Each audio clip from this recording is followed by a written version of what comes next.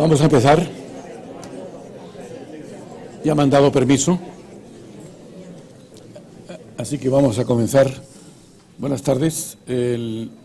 Esta es la última conferencia del ciclo sobre el cerebro, como saben, de este año, y en el que yo he pretendido transmitir el mensaje que me parece más importante, que no debemos fiarnos ni de nuestras creencias ni de nuestras impresiones subjetivas, porque pueden ser falsas.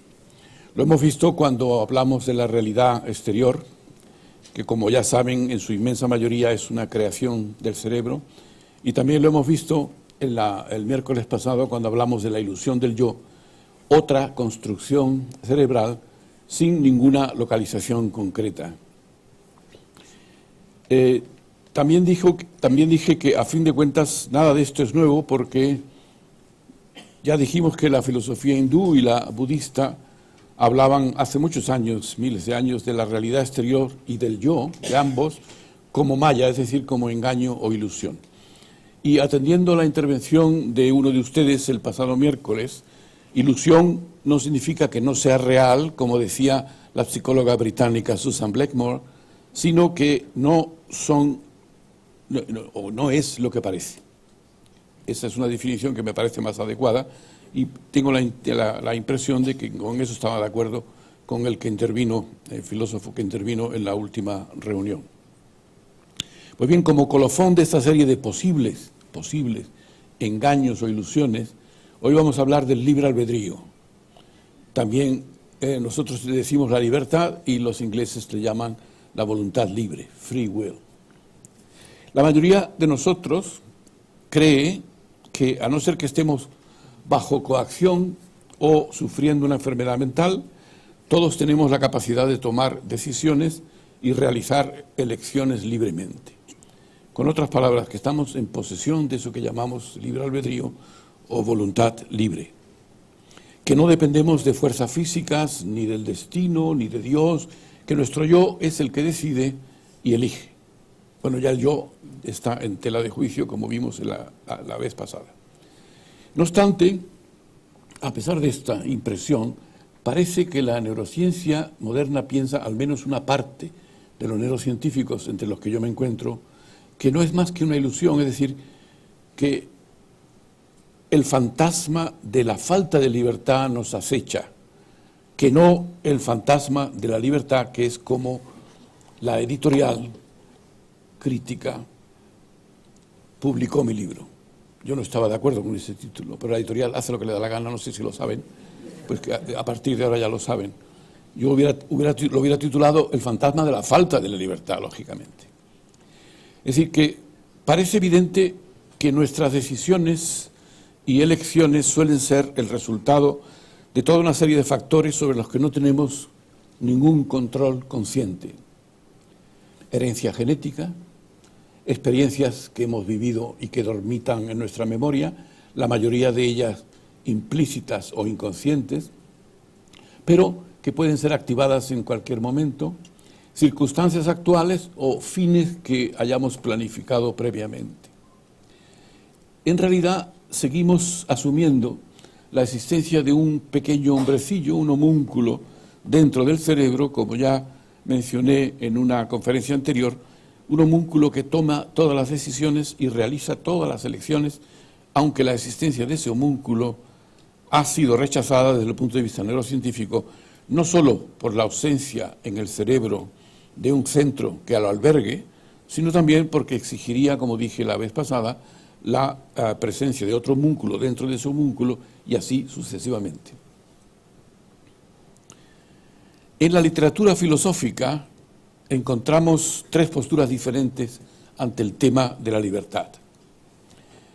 El libertarianismo, los libertarios que piensan que somos libres. El determinismo, aquellos que piensan que estamos determinados por las leyes de la naturaleza, como el resto del universo. Y finalmente el compatibilismo, los compatibilistas que piensan que a pesar de que estamos determinados, sin embargo somos libres. Una especie de cuadratura del círculo, a mi entender. De manera que los libertarios y los deterministas dicen que si la conducta está determinada, la libertad es una ilusión, claramente.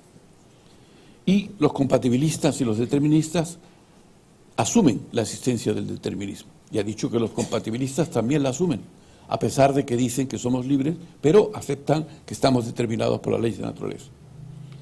Y el compatibilista suele decir, que además es la mayoría de los filósofos actuales, que la libertad es compatible, como he dicho, con el determinismo. Ya dijimos en la última conferencia que los libertarios, es decir, los que abogan en favor de que somos libres, muchos de ellos invocan una entidad metafísica que el otro día hablamos, que se llama alma, como la consecuencia, como la causa, perdón, de nuestros actos voluntarios y de nuestros actos libres, entre comillas, habría que poner a partir de ahora. Y ya dijimos en la última conferencia del miércoles pasado que esa hipótesis del alma no suele solucionar nada. Primero, por la dificultad que entraña que un ente inmaterial actúe sobre la materia del cerebro, cosa que contradice las leyes de la termodinámica, porque para mover la materia hace falta energía y un ente inmaterial por naturaleza no tiene energía. Pero es que además, la hipótesis del alma, también dijimos la vez pasada, es una explicación sin duda, pero invalida cualquier investigación ulterior, porque la creencia en el alma hace superfluo cualquier esfuerzo por conocer cuáles son las razones y los mecanismos de lo que llamamos la ilusión del yo. Así que los compatibilistas afirman que tanto los deterministas como los libertarios están equivocados y que la libertad es compatible con el determinismo. Lo repito varias veces para que quede bien claro. Es decir, que los compatibilistas asumen algo que es evidente, que los sucesos neurales inconscientes determinan nuestros pensamientos y acciones, ¿están de acuerdo?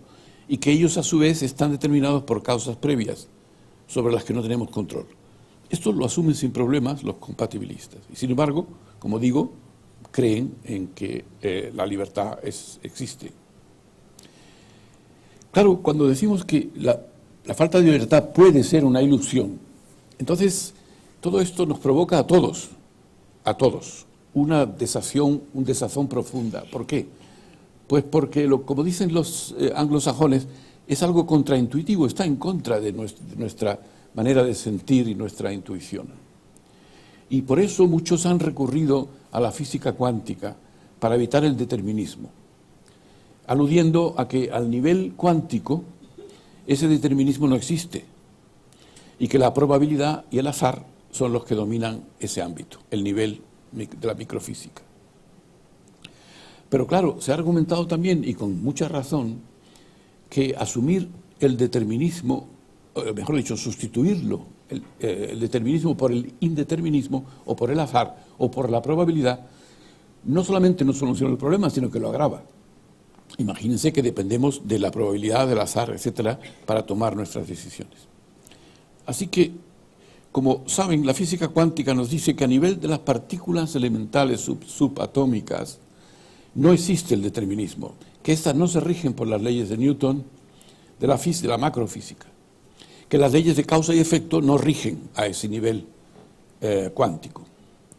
Pero el problema es que el funcionamiento del cerebro se realiza a un macro nivel que está regido por las leyes de Newton, como todas, como la física clásica. Imaginemos, por ejemplo, lo que ocurriría si, por ejemplo, trasladásemos el indeterminismo al macro nivel de las sociedades. Sería todo un caos. Es decir, con otras palabras, si las decisiones o elecciones que tomamos son el resultado de sucesos aleatorios, el libre albedrío tampoco existiría. Luego el argumento de la física cuántica no es válido y ha sido rechazado por muchos autores.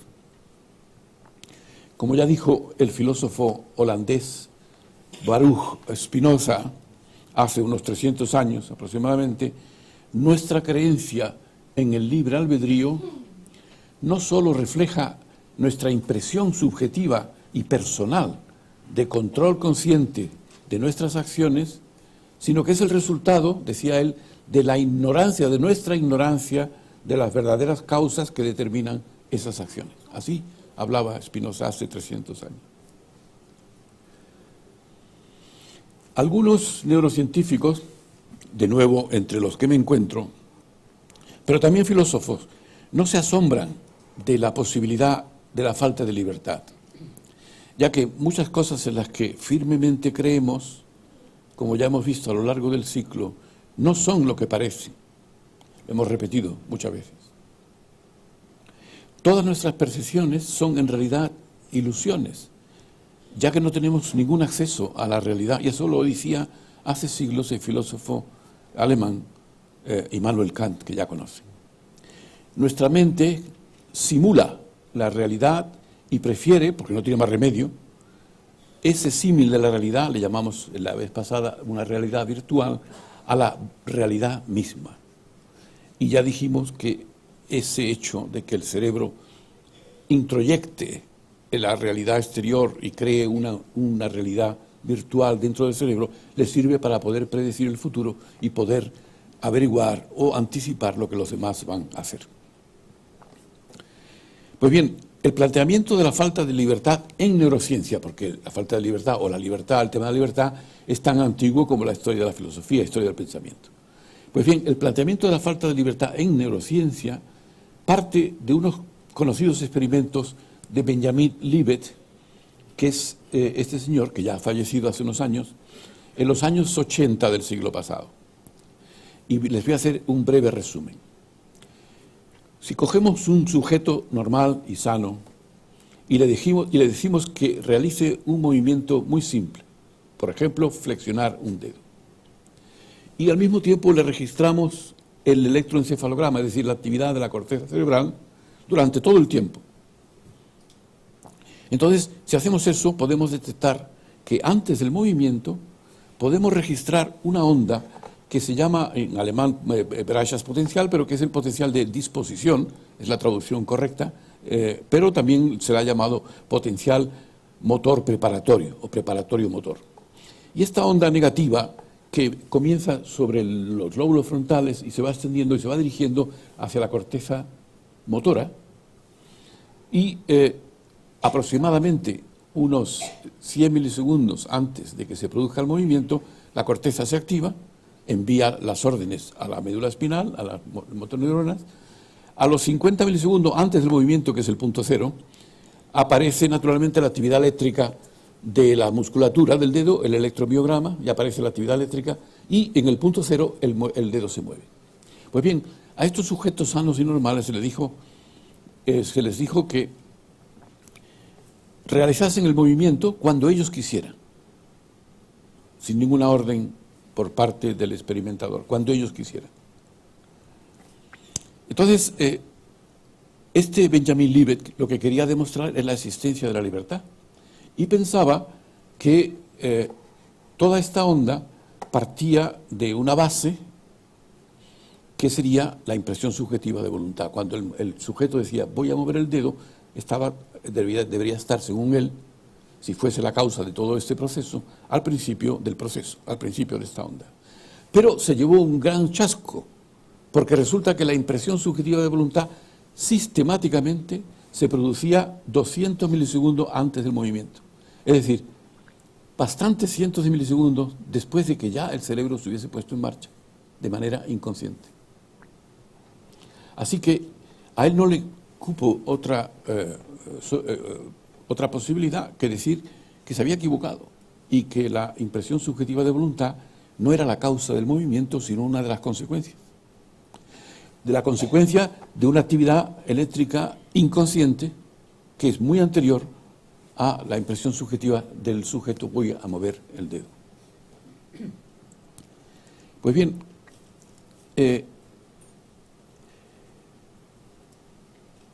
ante esos resultados, como he dicho, que han sido luego corroborados y ampliados en otros laboratorios, por ejemplo, en el Reino Unido, con Patrick Haggart y Manfred Eichmann, en el año 99, luego después en Berlín por, se llama John Haynes, Dylan Haynes. En Berlín se ha repetido de nuevo con resonancia magnética nuclear, y estos experimentos se han siempre confirmado. Es decir, la impresión subjetiva de voluntad no es la causa del movimiento, sino una consecuencia de una actividad inconsciente del cerebro. Entonces, ante estos resultados, ¿qué dice Libet? Porque quería salvar la idea de la libertad. Y entonces dice, bueno, si la impresión subjetiva de la voluntad se produce aproximadamente unos 200 milisegundos antes del movimiento, pues a lo mejor el cerebro tiene la posibilidad en esos 200 milisegundos de vetar el movimiento. En cuyo caso, pues salvaría la idea de que el cerebro, o mejor dicho, el yo consciente es libre de hacer una elección y vetar simplemente el movimiento. Con el argumento de que el veto, es decir, no hacer algo, no sería un acto voluntario, decía él, y que no produciría ningún potencial de disposición, porque si produjese un potencial de disposición, en 200 milisegundos no hay tiempo, porque el potencial que ven son aproximadamente entre 1000 milisegundos y 850 milisegundos antes del movimiento. En los 200 milisegundos no hay tiempo para vetar si realmente el veto necesitase el mismo procedimiento. A esta historia de no hacer algo, Benjamin Libet le llamó el free want, que es el no hacer, el no querer, en vez del free will, que es la voluntad libre. Desde luego ya resultaba difícil tener que aceptar que acciones negativas tenían que ser diferentes a las acciones positivas. Y desde luego, efectivamente, se ha comprobado experimentalmente que sujetos entrenados para dejar de realizar una acción determinada también mostraban el mismo potencial de disposición. Luego, por tanto, no había tiempo para el veto como quería Libet. Desde luego, a mí me parece extraño que Benjamin Libet se asombrase de estos resultados. ¿Y por qué? Pues porque él había en experimentos anteriores constatado que si estimulaba eléctricamente la piel de la mano, a los pocos milisegundos llegaba un potencial al otro lado, al hemisferio contralateral, porque las fibras cruzan, y en pocos milisegundos se registraba un potencial en la corteza sensorial, corteza somestésica que se llama. Ahora bien, Libet constató que para que ese impulso se hiciese consciente, la corteza necesitaba 500 milisegundos. Es decir, que esos estímulos que llegaban a la corteza tenían que girar en lo que se llama circuitos reverberantes dentro de la corteza hasta que el sujeto se hace consciente del impulso que llega. Sin embargo, el sujeto tenía la impresión subjetiva de que la estimulación eléctrica de la mano y la percepción eran simultáneas en el tiempo. Otro engaño cerebral.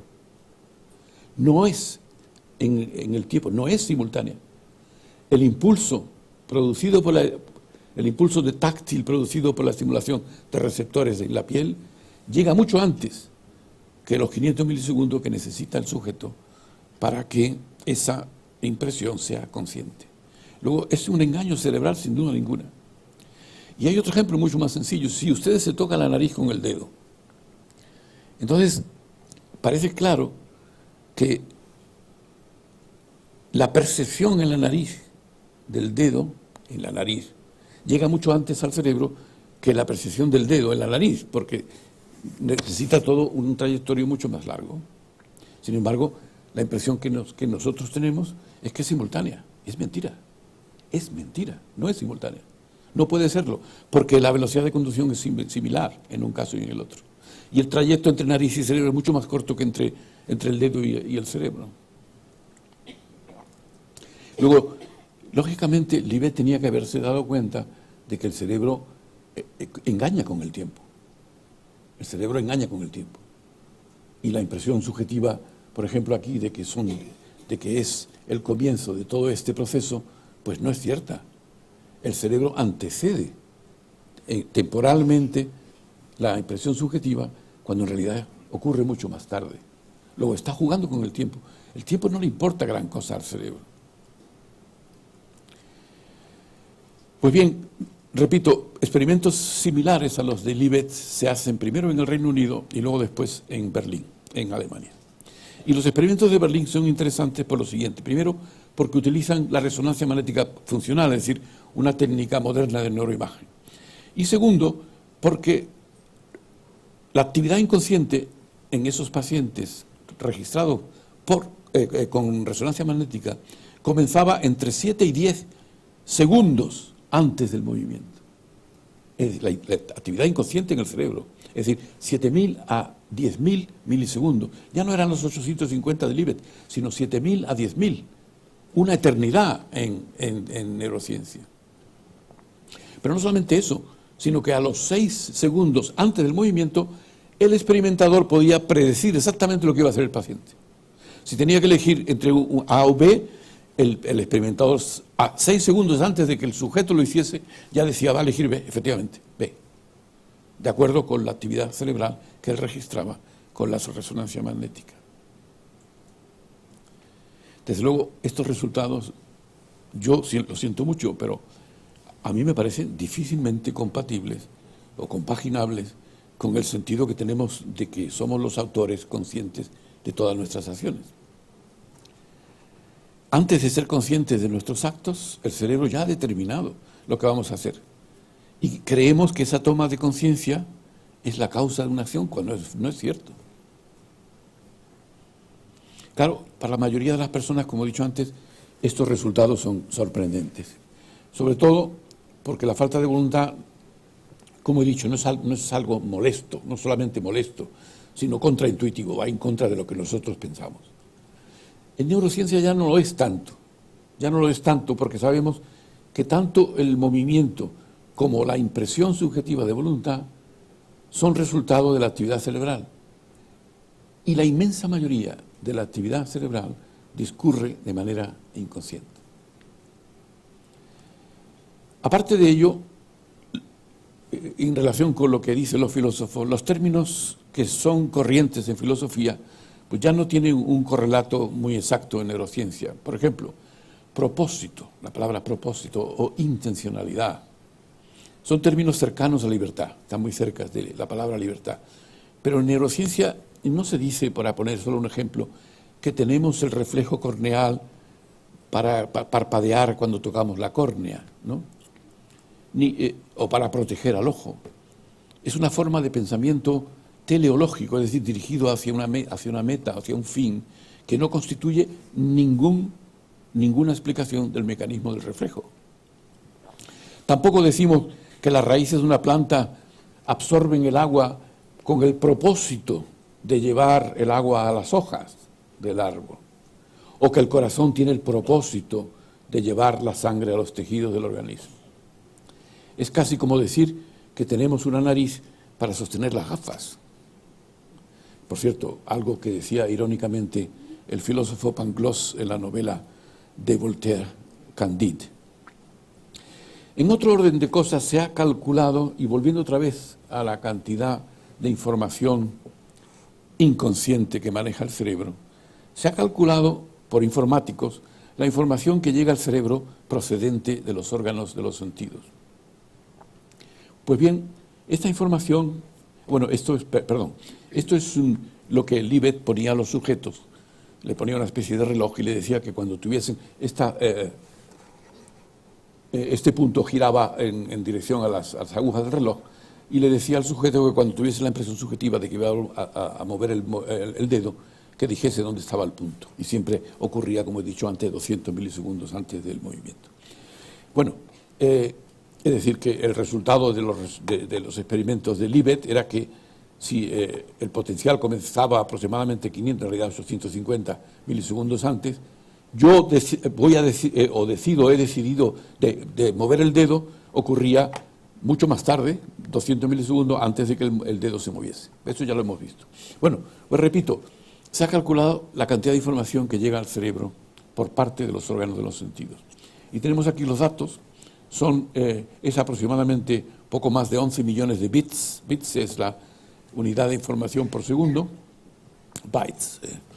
Y tenemos que los ojos, que es naturalmente el órgano de sentido más importante para nosotros, transmite 10 millones de bits, los oídos 100.000, el olfato otros 100.000, el gusto solamente 1.000 y el tacto 1 billón, 10 millones, etc. Es decir, entonces los informáticos han preguntado, bueno, ¿y cuál es la cantidad de información que maneja la conciencia? pues no sobrepasa, asómbrense, los 45 bits por segundo. Los 45 bits por segundo. Cuando calculamos, no sé por qué, disminuye a 12 bits por segundo. Esto entre más de 11 millones y pico de bits por segundo que llega por parte de los órganos de los sentidos. Luego, esta información, toda esta información, la inmensa mayoría es inconsciente. Es decir, como dije la vez anterior,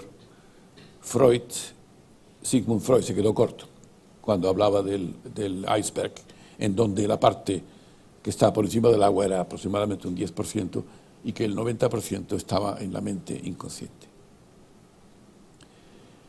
Nuestros pensamientos y nuestras intenciones surgen de causas profundas de las que no somos conscientes y sobre las que no tenemos el más mínimo control.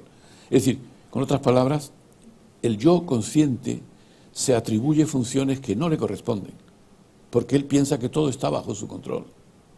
Esa construcción que le llamamos yo.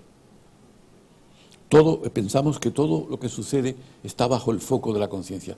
Algo así como en la visión, donde pensamos que toda la periferia de la visión es nítida cuando en realidad no es cierto. O que toda la periferia de la visión tiene colores cuando en realidad es mentira, porque no hay receptores para los colores en la periferia de la retina.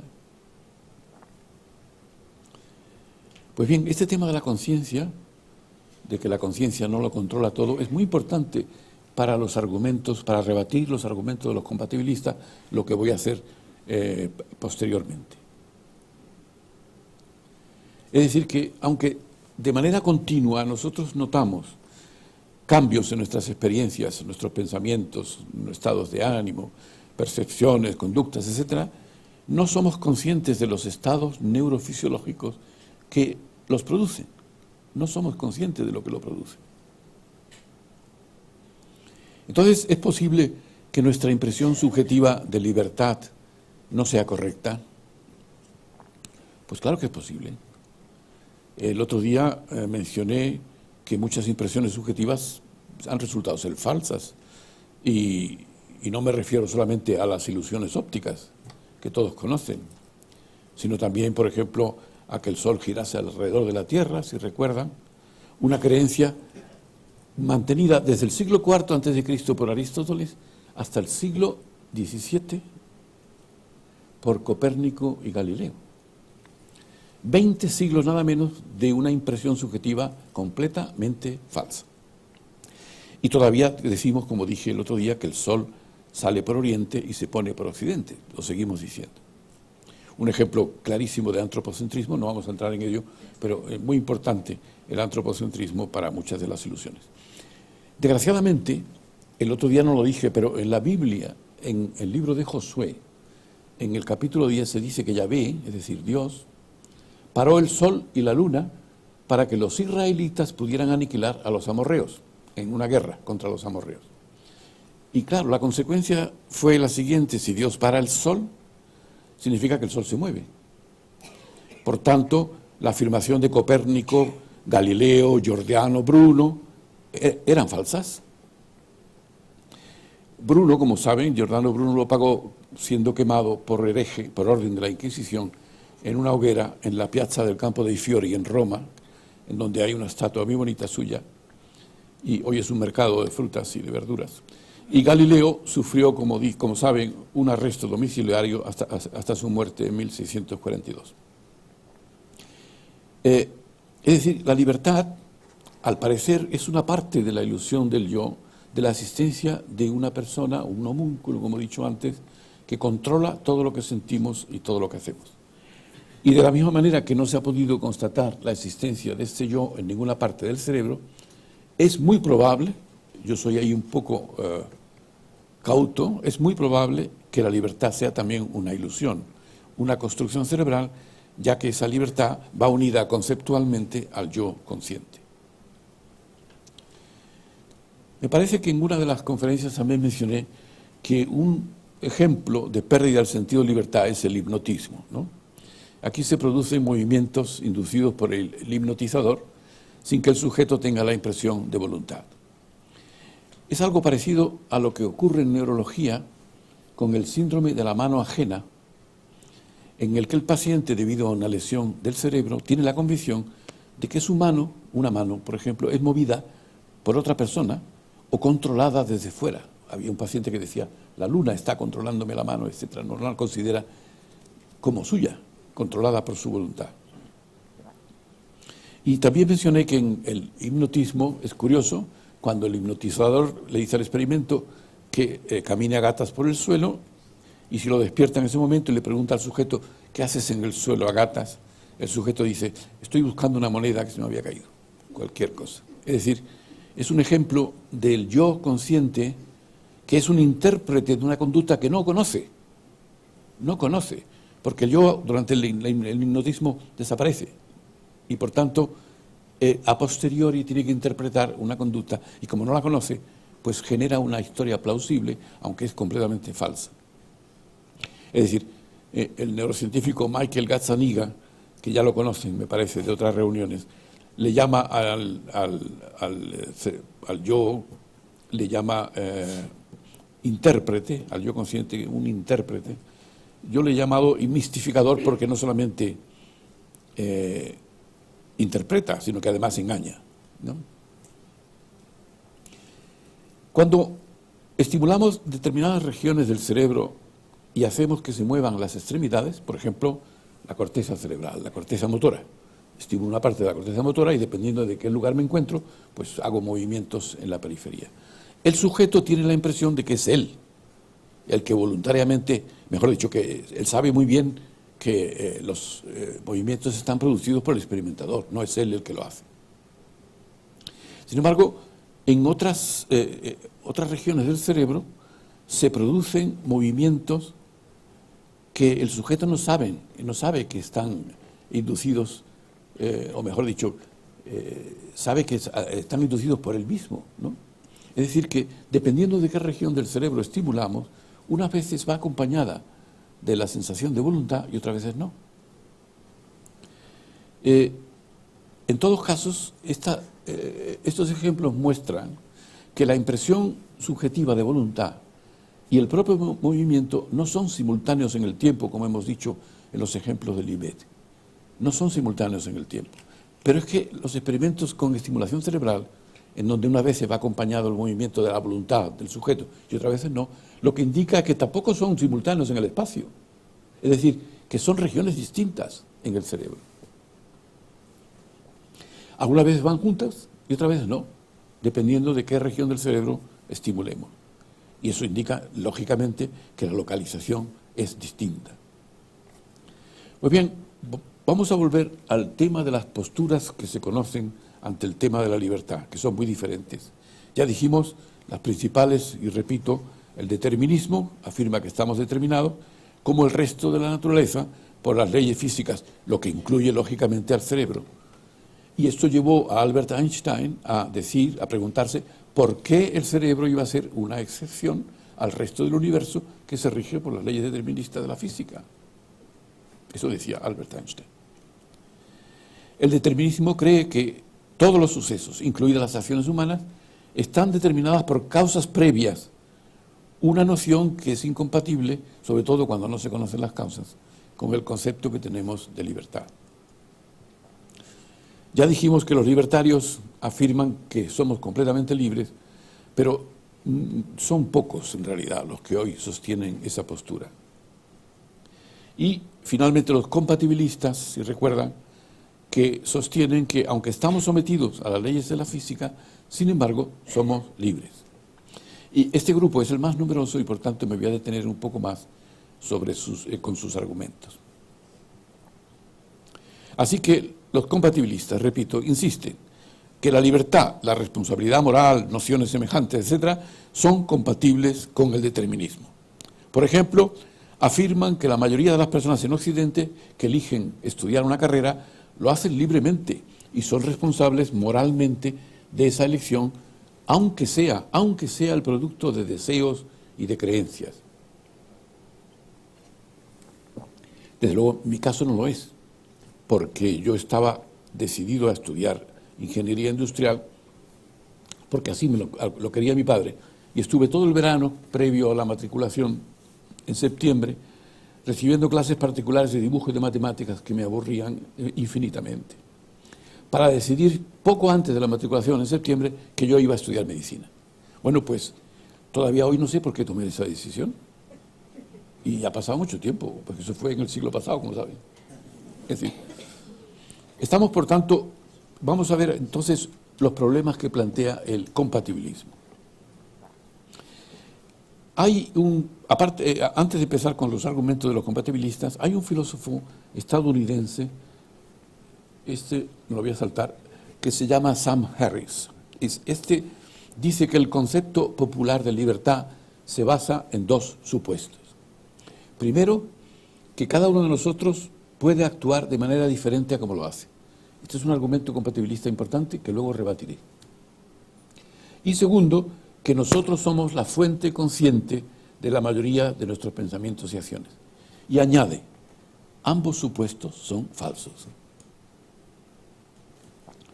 O nuestras voluntades están determinadas por causas previas y no somos responsables de ellas, o son el producto del azar y tampoco somos responsables de ellas, si son el producto del azar. Aun suponiendo, dice él, que la mente fuera un alma inmaterial, las operaciones inconscientes de ese alma no garantizarían la libertad, más libertad que la que nos proporciona la fisiología inconsciente de nuestro cerebro. Si no sabemos lo que ese alma va a hacer en el momento siguiente, tampoco tenemos control consciente sobre nuestras acciones. Pensemos lo que significaría ser libres. Necesitaríamos ser conscientes de todos los factores que determinan nuestros pensamientos y acciones y tener un control absoluto sobre ellos.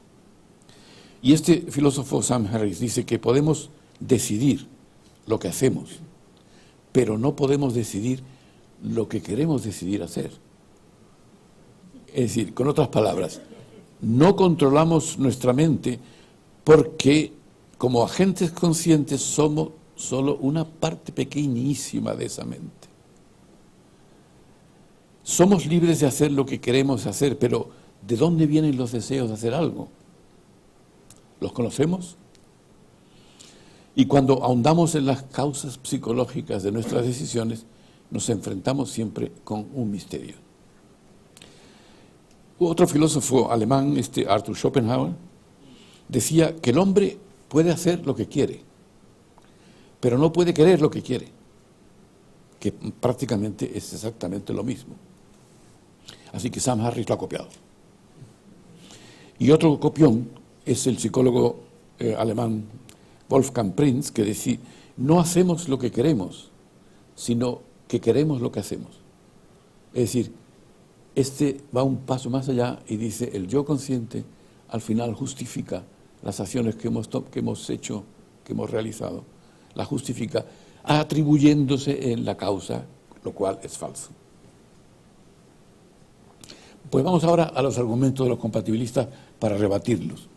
Según ellos, para que una persona sea libre tienen que cumplirse 3 condiciones. La primera, ya la hemos conocido, que la persona tiene que tener varias alternativas a elegir y que puede elegir algo diferente a lo que hace, a lo que elige. Esto se llama la condición de poder actuar de otra manera. Y por eso somos libres, dicen ellos. Ahora bien, en este argumento, en mi modesta opinión, se confunde la libertad con los grados de libertad. Todos los animales tienen la capacidad de elección, pero no todos tienen los mismos grados de libertad. Porque a medida que el sistema nervioso central se complejiza, o se hace más complejo a lo largo de la evolución, aumentan los grados de libertad, de manera que los humanos tenemos más grados de libertad, más opciones, más posibilidades de elección que tienen otros mamíferos. Estos los tienen más que los anfibios más que los unicelulares, etc. Pero el hecho de disponer de varias opciones, como tenemos realmente, no significa que se tenga libertad para escogerlas. Es decir, podemos elegir entre varias opciones, pero el problema no es la mayor o menor oferta de opciones, sino por qué elegimos una y no otra. Ese es el tema. En otras palabras, si la elección ha estado determinada por la llamada libertad o por condicionamientos que no son conscientes para el individuo, ese es el problema. Si identificamos además los grados de libertad con la propia libertad, entonces todos los animales son libres, porque todos tienen distintas opciones. Cosa con lo que no estarían de acuerdo los libertarios, que los animales son libres. Es decir, que en relación con esta condición que sostiene que la persona es libre, si pudiera haber querido hacer otra cosa, Sam Harris dice que eso es como decir que una marioneta es libre mientras ésta quiera las cuerdas que la manejan. Pues bien, segunda condición de los compatibilistas. Que para que exista la libertad es que la decisión debe depender de la propia persona, llamada también la condición de la autoría. Desgraciadamente, aquí no se hacen distinciones entre funciones conscientes y funciones inconscientes. Ahora bien, si la conducta de una persona está controlada por impulsos inconscientes que no conocemos conscientemente, nosotros no solemos decir que la persona es libre. Al menos así lo entiende la psicología. Antes hemos dicho que los compatibilistas aceptaban lo evidente, es decir, que los sucesos neuronales inconscientes determinan nuestros pensamientos y acciones, y que estos a su vez están determinados por causas previas sobre las que no tenemos ningún control. Luego, este argumento a mí no me vale. Si no somos conscientes de nuestros actos, tampoco decimos que somos libres. Bueno, pues a pesar de ello, el filósofo estadounidense Daniel Dennett, que algunos conocerán, sostiene que todos somos responsables, no solo de los actos conscientes, sino también de los inconscientes. Que son tan nuestros, dice él, son tan nuestros como los conscientes. El que no seamos conscientes de las causas de nuestras acciones nos niega la libertad, dice él. Y esto es un argumento, el argumento de la autoría ya llevado a un extremo. ¿Qué se puede decir ante este argumento? Bueno, pues, en primer lugar, que nosotros no nos consideramos responsables de lo que hace el riñón o el hígado o el páncreas, que funcionan de manera inconsciente, pero que también son nuestros, ¿no? En realidad, en el sentir popular, sobre lo que hacen nuestros órganos internos, nos sentimos más bien las víctimas que las causas, ¿no? Sobre todo cuando enfermamos. Y un filósofo preguntó, ¿somos también responsables de lo que hacen nuestras bacterias intestinales porque son nuestras? Tercera condición de los compatibilistas. La tercera condición a mí me parece una perogrullada, un truismo, es obvio, que lo que decide la persona tiene que estar sometido a su control y que ese control debe estar libre de cualquier tipo de coacción. Esto es antiquísimo, esto es de Aristóteles. Es lo que se ha llamado también la condición de control. Esta condición en parte contradice la condición de autoría. Y la condición es total si en vez de control se dijese control consciente, pero no se dice. Así que a mí siempre personalmente tengo que decir que me ha parecido extraordinariamente contraintuitivo el hecho de que sea posible que no tengamos libertad, porque todos lo sentimos profundamente.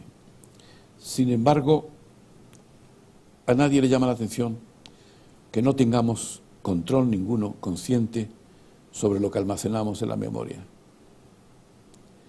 Cuando esos contenidos van a ser clave para el futuro del organismo. Cualquier vivencia que nosotros sentimos, experimentamos, es comparada automáticamente con esos contenidos de la memoria para poder decidir si suponen un peligro para la supervivencia del organismo o no. Factor extraordinariamente fundamental para la supervivencia. Si no tuviésemos eso, no estaríamos aquí. Esta comparación de las vivencias con la memoria es totalmente inconsciente y a nosotros no nos llama la atención. Tampoco controlamos lo que almacenamos en la memoria. Todo esto no nos llama la atención. Sin embargo, la memoria es mucho más importante que la libertad desde el punto de vista biológico, como acabo de explicar. Entonces, ¿por qué nos rajamos las vestiduras cuando oímos que es posible que no seamos libres y sin embargo no nos importa que la memoria no tengamos control consciente sobre ello? Ni que tampoco tengamos control sobre la comparación de lo que experimentamos con los contenidos de la memoria. Yo suelo decir que los experimentos que se han realizado hasta ahora Primero con la electroencefalografía, como dije, luego con técnicas modernas de neuroimagen, como la resonancia magnética funcional, la tomografía por emisión de positrones, etcétera, han arrojado resultados que pueden interpretarse como que la impresión subjetiva de libertad es una ilusión. Pero si experimentos futuros apuntasen a lo contrario, a que la libertad existe, pues tendríamos que cambiar de opinión, cosa que en ciencia no es ningún problema. Muchas cosas que nos han parecido ciertas, luego resultan falsas o falsas verdaderas con nuevos experimentos. Pero hoy por hoy yo no veo ningún argumento satisfactorio ni tampoco ninguna posibilidad de experimentación que indique que la libertad existe. Y por tanto, la hipótesis que hoy puedo sostener es que es otra ilusión, que no me extraña porque ya hemos visto que el cerebro genera muchas. Desde luego las consecuencias de este hecho son terribles y múltiples para muchas disciplinas. Para la religión, porque la religión, todas las religiones, sobre todo las religiones del libro, es decir, las grandes religiones monoteístas, el judaísmo, el cristianismo y el islam, se basan en el concepto del pecado. Es más, en la religión cristiana, como sabemos, el pecado incluso lo heredamos sin que hayamos tenido culpa alguna, el pecado original. Así que si la persona no tiene libertad, entonces el pecado desaparecería. Por tanto, tiene una gran importancia estas elucubraciones que la neurociencia está haciendo. Pero también tiene consecuencias para el derecho penal, porque el derecho penal se basa fundamentalmente en la culpa, se basa en la responsabilidad, en la imputabilidad del sujeto, del reo o de la persona que comete un delito. Significa esto, es más, en Alemania hay penalistas importantes que ya han planteado de que habría que revisar el Código Penal e introducir estos conocimientos, porque aunque no cambiemos el castigo que le demos a la persona que delinque, habrá que apartarlo de la sociedad, cosa que no solamente lo hacemos nosotros, sino lo hacen los chimpancés, lo hacen otros animales. Cuando una persona no se somete, ya estamos. Cuando una persona no se somete a las reglas que la propia comunidad tiene impuestas, pues el sujeto es apartado de la sociedad. Es más, en la comunidad, por ejemplo, de los primates no humanos, lo condenan al ostracismo y naturalmente a una muerte segura, porque fuera de la comunidad estos animales no pueden defenderse. Luego, nosotros no vamos a cambiar el castigo a las personas que delinquen, pero sí vamos a cambiar la imagen que tenemos de esa persona, porque si esto es cierto, entonces es falsa. Es importante también para la bioética, y no voy a enumerar para todas las disciplinas para lo que esta opinión o este hecho es importante. Ya en Estados Unidos ha habido casos en donde sujetos que habían delinquido afirmaron que no habían sido ellos, sino sus cerebros. Sí, ya es un poco de guasa. Por eso algún neurocientífico ha dicho que tendríamos que, me refiero a Wolfstinger, por dicho sea de paso, compañero mío director del Instituto Max Planck de Frankfurt, ha dicho que tendríamos que hacer como si la libertad realmente existiese. O sea que él acepta la falta de libertad, pero dice que habría que actuar como si la libertad realmente existiese. Y hay un filósofo israelí de la Universidad de Haifa, que es Sol Smilansky, que es este señor, que dice que para mantener nuestros mundos moral y personal intactos, necesitamos la ilusión de la libertad. La ilusión nos ayuda a mantener y en parte incluso a crear aspectos cruciales de nuestra realidad moral y personal. Bueno, este concepto que Smilansky tiene de ilusión se parece al que expresó Sigmund Freud en su obra El porvenir de la ilusión, o sea, una ilusión en la que el cumplimiento de un deseo es el factor primordial de su motivación, ignorando de esta manera sus relaciones con la realidad.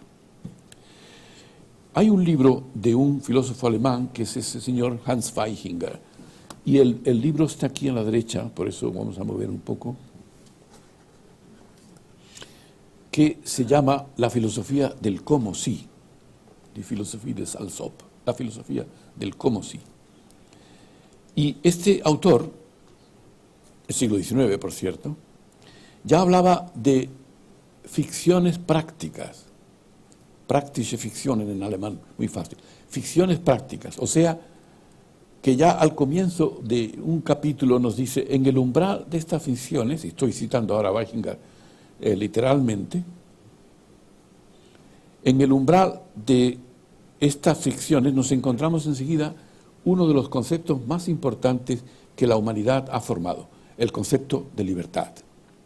Las acciones humanas se consideran libres y por ello responsables y enfrentadas al curso necesario de la naturaleza. Y continúa, el concepto contradice no solo la realidad observada, en la que todo sigue leyes inmutables, sino a sí mismo, pues una acción absolutamente libre, fortuita, que surge de la nada, es moralmente tan sin valor como una acción absolutamente necesaria. O sea, se ha anticipado a los argumentos que ya he mencionado entre los compatibilistas. La humanidad, sigue en otro lugar, ha desarrollado estos importantes conceptos a lo largo de su desarrollo por necesidad psíquica inmanente, porque sólo sobre su base es posible la cultura y la moralidad. Fin de la cita de este señor. Este libro lo publicó, me he equivocado, en 1911, a principios del siglo XX. Y él cita a varios autores que son de la misma opinión y menciona que durante siglos ha estado vigente la libertad no solo como hipótesis, sino incluso como dogma irrefutable. Y critica también que se niegue teóricamente la libertad, pero que se la coloque en la práctica como fundamento del derecho penal. Un señor que se anticipa a muchos de los problemas que hoy tenemos planteados. En su lugar, si tiene que haber castigo, tiene que tener lugar también la culpa, pero esta no existe si se niega la imputabilidad y la libertad, que es lo que he dicho anteriormente.